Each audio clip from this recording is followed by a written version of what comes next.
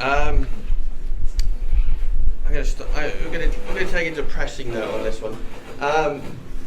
Up until really recently, I suffered from what's known as imposter syndrome. So I never really felt that I was good enough, because a lot of the things I was making, although people said they were really cool, they were interesting, because we as developers can sometimes be quite secretive and quite quiet about what we do, you're never quite sure about yourself. Even though I had, done some pretty cool things. This is me. I started off clearly, as you can see, with a slight disadvantage of being born with red hair and in Suffolk. But I was whisked away to America, and I grew up as an Air Force brat. I was shipped to base to base. My stepfather was a base commander, so it allowed me to get into a lot of trouble, sometimes too much trouble. I got my first computer when I was 10. I broke into my first military bank when I was 12. Password was Ronald Reagan. It kind of gives you the time period. So it was a different time. We weren't punished because I was, Air Force Base Commander brat. Instead, I was given access to this wonderful new tool called an Apple Macintosh, and I was allowed to use it after school, where I got quite a bit of confidence, and things were good. Until I came back to Suffolk. The Bennett was closed, and I was placed in a school called Chantry at the time. And when I arrived there, I was, I do my work on computers, and I'm a straight A student. We don't have computers here. Yeah. You're never going to use a computer again, and you're gonna work in the local supermarket. We've got a deal for work experience with them. And it completely destroyed me. Yeah, it completely and utterly ruined me for years and years. I had to get a paper round. I eventually got an Amiga 500, built up my confidence. I started breaking into everything I could in a nice way. Learned how things worked. When the internet came about, instead of looking at forward technology, I was more interested in looking at how older machines work. So I was very interested in that. One of the things that got me into a lot of trouble was the fact every time Nintendo released a new system, I tried to crack their security in under 2 weeks, usually managing to do it and releasing my own software on it. The good thing about it was I didn't damage any of their IP, any of their intellectual property. I didn't get in trouble for that. They were just annoyed that I wasn't paying them a licensing fee for doing it. Essentially, I was able to take a Nintendo Game Boy, the Game Boy Advance, then the DS, then the DSi, in under about 2 weeks, break all their security, build my own music software on it, and release it for free to the public, so they could make music on the software. I never wanted to steal their games, I never wanted to steal their IP, I always wanted to be allowed to make stuff, I always wanted to do stuff like that. So eventually word got around to different musicians, pop stars, different technologists, and I ended up working with people like Damon Albarn, Florence and the Machine, Little Boots, LaRue, and so on, Imogen Heap. If you look really closely on this little gadget here, look something that came out a few years later. That was in 2009. Look closely, there's an Apple sticker on it. But it was quite a fun career, because I was tinkering, I was breaking into stuff, and doing kind of what I wanted, and everything was rosy until a reporter kept seeing me in every music studio she went into. She's like, "Hey, there's that fat ginger guy again. What's he doing on the floor? He's asleep on the floor again." This is not my house, by the way. This is Bletchley Park. This is where I did a research project, because they thought it was quite interesting, the stuff I could do, and I was interested in old computers.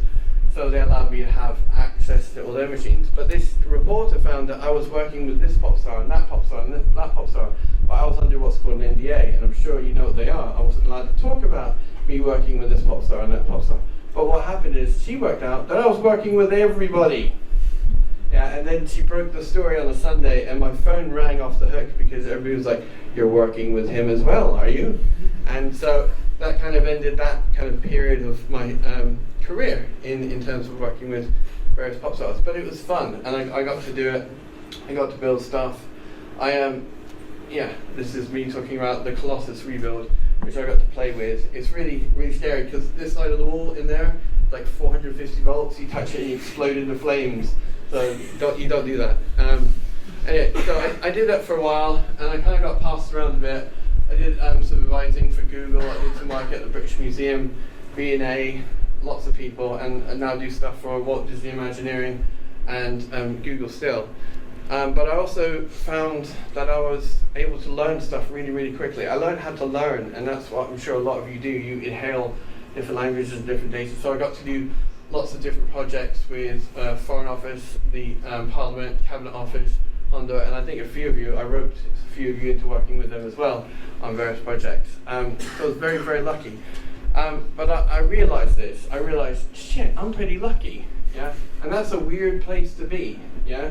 To be, doing something that you love, but then suddenly realize I'm quite lucky, considering the harsh reality that I had to go through in Suffolk.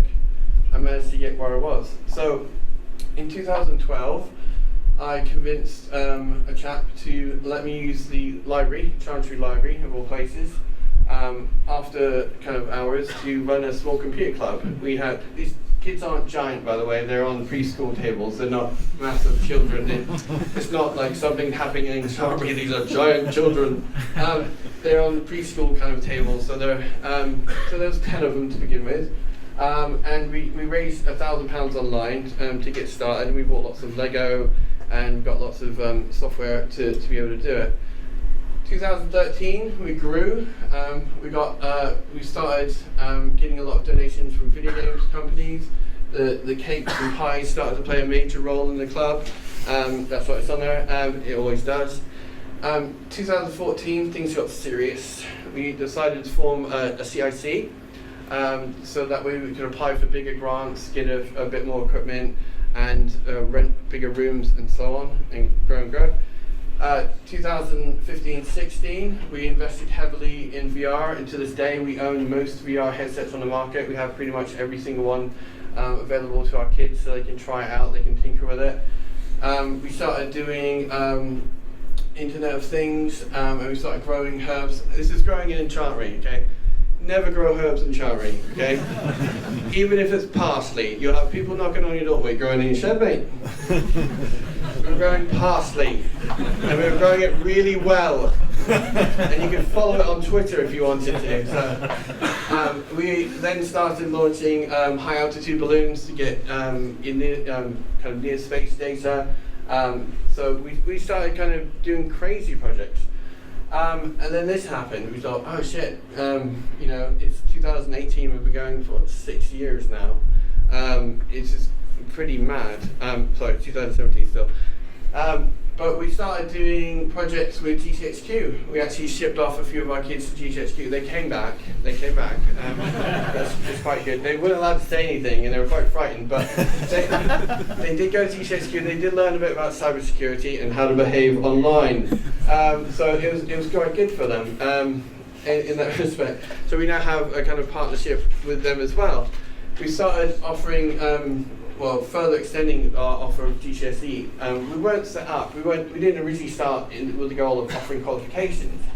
We just wanted to give a place for people to be geeky as hell without any kind of confrontation, any judgment, and make stuff. Yeah, just a safe place for them to make stuff. Usually, kids come to us about 2-3 weeks into it. They realise, actually, I can really talk about the comics I read, and I can talk about the games I play, and nobody's here is going to judge me. They're just going to let me be as geeky as can be.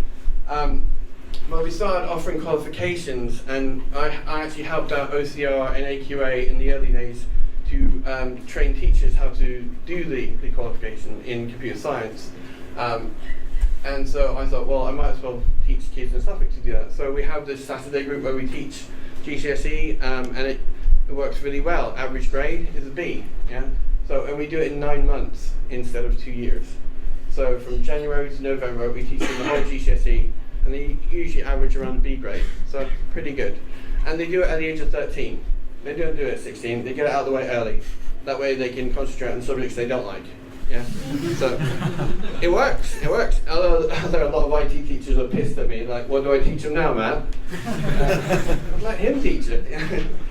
We also started doing under 11s, which is the loudest group you can ever imagine. We don't have kids under the age of 8. We under 11s is fine. If you're under 8, just run around and pretend to be an airplane. But our under 11s are incredibly agile at understanding things. They can do things like Game Maker. They can do things like Python. You can literally throw different languages at them and they'll have a go, because they're not jaded yet. They're not frightened. They're not told they've been doing it wrong. I'll explain later my policy on doing things wrong, and it's totally fine. We also started teaching some over 18s. A lot of these are parents of kids who come to the computer club, say, hold on, I want to do that, I want to do that. And so they come to the club and we teach them out in Wickham Market. So one of the other thing we've been doing recently is we've been going on road trips. So we've been taking our kids out to gaming conventions. A lot of my form students go and work in video games. And this was lovely because I got to see a few of my ex-students demoing their games at EGX. So they were able to talk to my current students about what it's like working in the games industry. So that was quite nice. And they were very well behaved. I don't think they stole anything. Nothing I know about, anyway. I did explain to him, if you just steal anything large, just tell me before you do it. So, okay. What have we achieved? Well, we decided to do an impact report because I was quite focused on getting these kids skills, getting them this skill or that skill. But I didn't actually realise that when we were teaching them these things and when we were looking after them and building this community of young people, I didn't actually realising that we were teaching them how to be confident as learners in general. Yeah, this confidence grew from being good at coding. It grew into their maths, into their English, into every other subject that they were studying, because they thought, when I go to computer club, I'm the fucking boss. Yeah. So things are going to change when I go to school, and it does, just subtly. They don't go to school saying, I'm the fucking boss. But they get a little bit cocky, and that's fine. But they got confidence in socializing. They got to the point where they were forming social groups outside of the club from people with the club, and like parents were like, he's never done this before. And one of the funniest kind of stories was the parent came to me and said, Matthew, I went into my son's room the other night. This is never a good opening line for a story. Okay? And I looked on his computer. I was like, okay, here it comes. All right? And he was looking at it. I was like, okay, all right, okay. I'm ready for the speech. I'm ready for the parental speech of looking online. And he's looking at universities. Thank God. Okay. Yeah, we've been talking about going to university and the different options available to him. So yeah, it's fine. And he's never done this before. What should we do? It's never come up before. So these kids are getting inspired to think forward, think about what they can apply their skills to. So it's quite nice. We did some more analytics of what we do.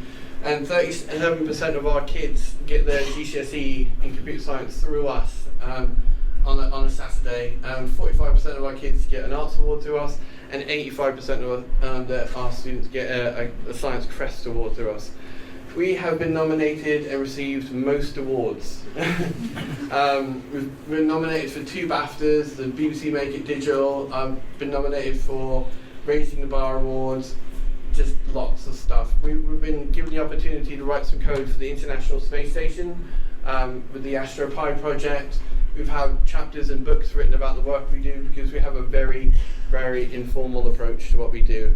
We've been very good in that we've been able to run games marathons where we sit around, eat a lot of pizza and play video games. It's really easy to do. Get some mates, get some pizza, play some video games, say you're raising money for charity. And then you can. So we've been able to donate money to local charities, local and national charities, do those kind of things. So it gives the kids awareness of more things besides themselves. We've got a good partnership with the University of Suffolk, Suffolk New College, and Suffolk One. So we have this kind of pipeline in place now, which we didn't have before, and it's just slowly growing and growing to make sure that future generations do have something. And this is how we did it.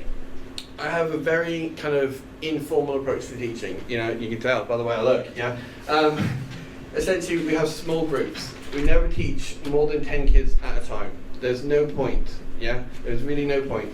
If I can't walk in a room and understand how every kid is and where they're at mentally, emotionally that day, I can't effectively teach them, yeah? They might come in the room, they might be in a silly mood. So I don't fight that silly mood, I go with it, yeah? If they want to talk about some meme, fine, we'll do that, but we'll then curve it around to whatever they need to kind of get on with. Sometimes, there was a terrorist attack and everybody came in was really distraught about the terrorist attack. We stopped the session and we discussed that, and we discussed how it's being reported online, and we discussed about how you should actually look at different sources of the news and so on. So it's more than just teaching them how to code, how to do robotics, how to do AI, so on. It's more about preparing them for a very digital world. I have a policy: if you don't understand what I'm teaching you, I'm doing it wrong, not you. Yeah. The things I'm teaching you aren't super complex, okay? If we're going to break them down in such small chunks, they should be easy to learn, yeah? If there's something wrong, say, "Oh, Matt, slow down, do it again," yeah? Because it should be, pretty straightforward what we're doing. We don't learn anything, but we make everything, yeah? We just make stuff. We make games, we make apps, we build robots, we do all this stuff. If you learn, that's cool, but we're too busy having fun making stuff, yeah? It's an approach. As soon as you use the word learn in an after-school club, that's it. Yeah, it's like, I'm not here to learn. Well, neither am I. I'm here to make stuff. It's we have a very non-confrontational, non-competitive environment. Yeah, the person next to you might be able to help you, or even better, you might be able to help them. Yeah, we're developers. Yeah, we solve problems. There's a local school who contacted me and said, "These kids are working together, what do I do?" It's like the developers lady, that's what they do. Essentially, some kid got a hold of this pre-exam paper thing and worked online with it, with other developers, solved the problem perfectly and published it online. That's what developers do, okay? And she got really upset. "What should we do?" I was like, well, that's your not understanding the culture behind it. Everything we teach them must have a real world context. Yeah, I don't do theoretical shit. It has to be able to. You have to be able to show it. If I teach you an example in code, I have to be able to show it in a game. I have to be able to show it in an app, so you can see it, so you can see it being applied, so you can go home feeling confident, looking at stuff and think, "I know how that's made now." Some of the magic's gone, but I actually feel more confident about that now. I understand where that's coming from. We have 50% work, 50% play, yeah? You have to play. Play is also learning. Play is where you test the boundaries.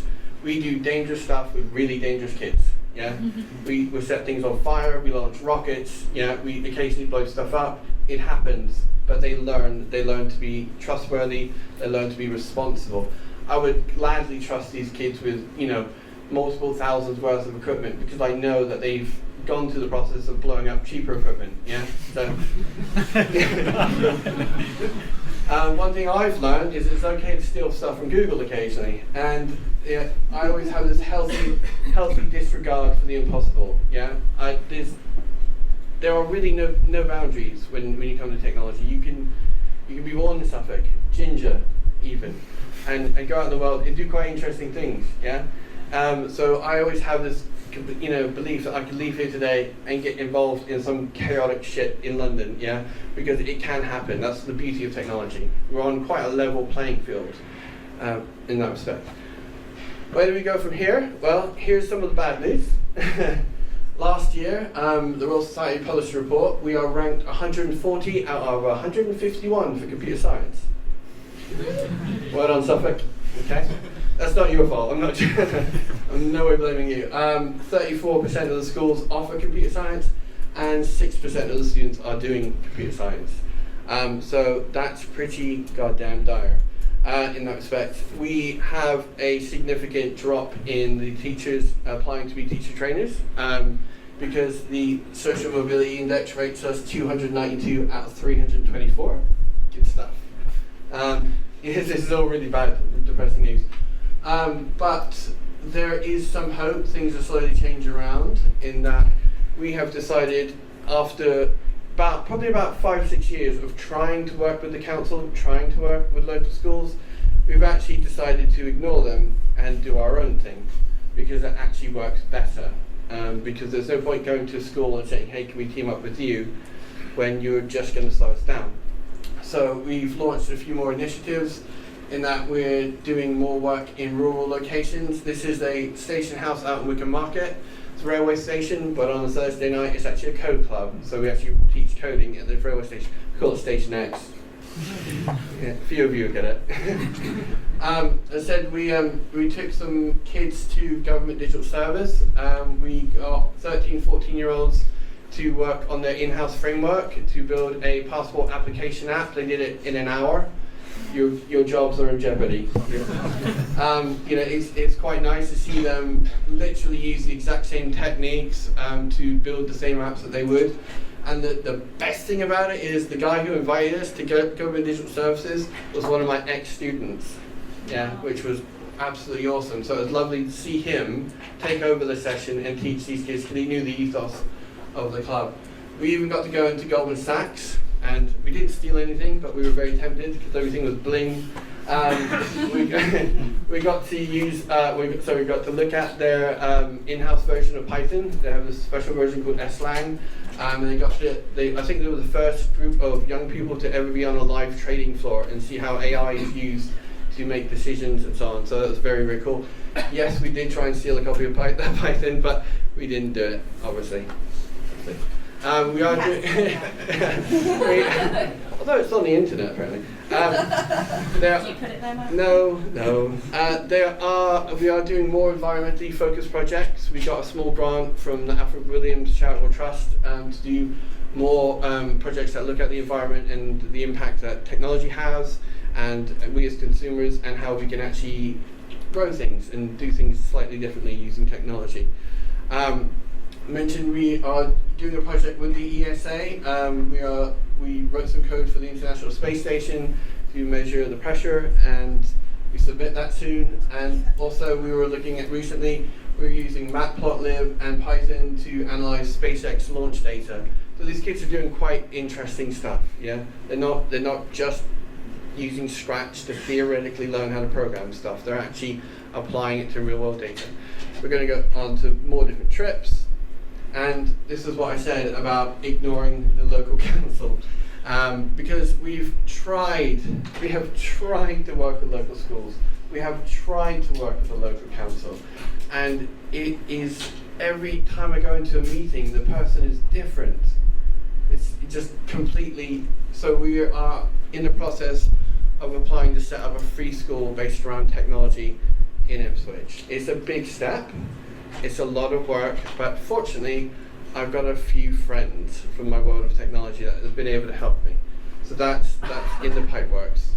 Now, we do all this cool stuff with teaching kids, and go into lots of schools, and we talk to this kid, and he's got an iPhone, he's got internet access, he's got an iPad, he's got a desktop at home, he's got a laptop, he's got fucking everything. He's super connected, right?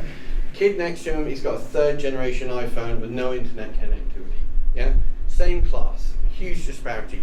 The skill levels aren't different to begin with, but as they get older, the skills, it's just huge, it's phenomenal. Some kids come to the computer club just to have access to the internet. Yeah, it's unbelievable, isn't it? We're sitting here with free Wi-Fi access, I think we are, and and some kids just do not have those basic things available to them. So we decided that we were going to take the money that we have from the CIC and create a separate charity.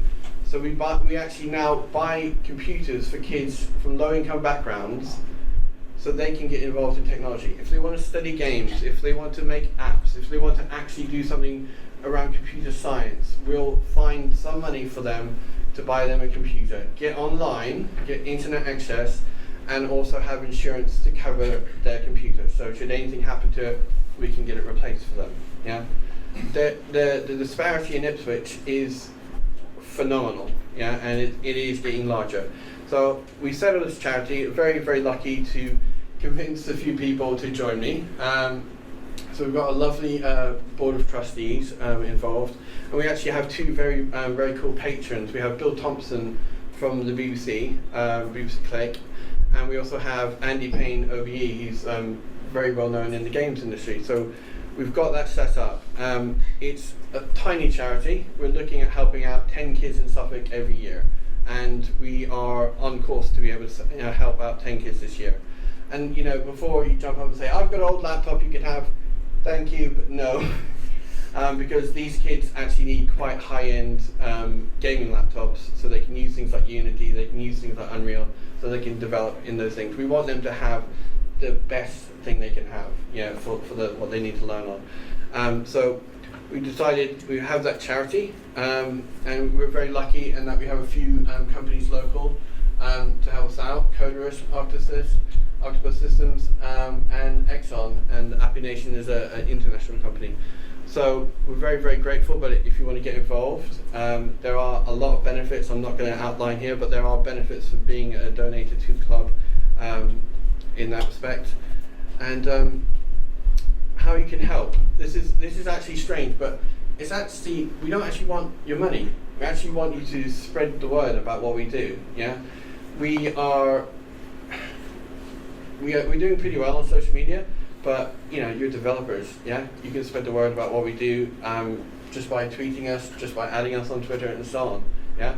It sounds a bit cheesy, but it actually really does help. When about 30 people retweet something that we've tweeted, it really, really gets the attention of people we're trying to get the attention of. So it is something you can get involved in.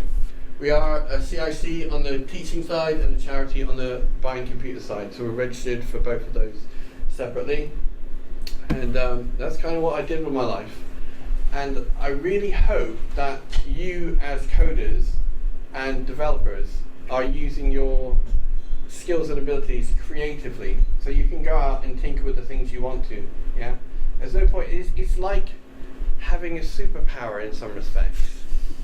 Because you can go out and just fuck with things. Yeah, and that's great. It's great, and I really hope that you use that to go out into the world and do that, because if not, there's no point having it, And that's what I do in my free time. Thank you.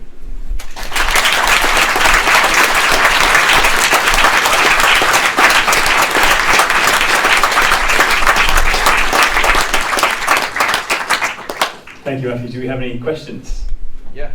First of all, just like to say everything you said there was hugely inspirational, and I would like you to be my children's teacher, please.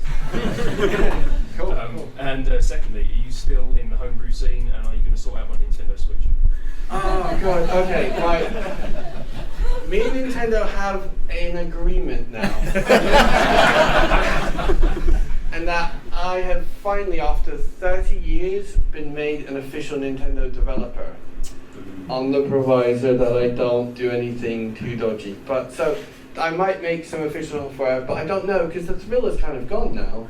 Yeah, I'm not kind of breaking and entering and releasing stuff illegally. It's kind of gone. So I don't know on that one. But yeah. You're telling me that Nintendo broke you? In a kind of way, they that's the worst thing. When people neutralize you. No, you can do that now. Oh, okay. No, I will do it. I don't know anymore. I don't know. Well, I'm definitely making games. I have the extension of what we do at the club is I've actually created a video game company, so that way I can get students to have a real work experience in an actual video game company.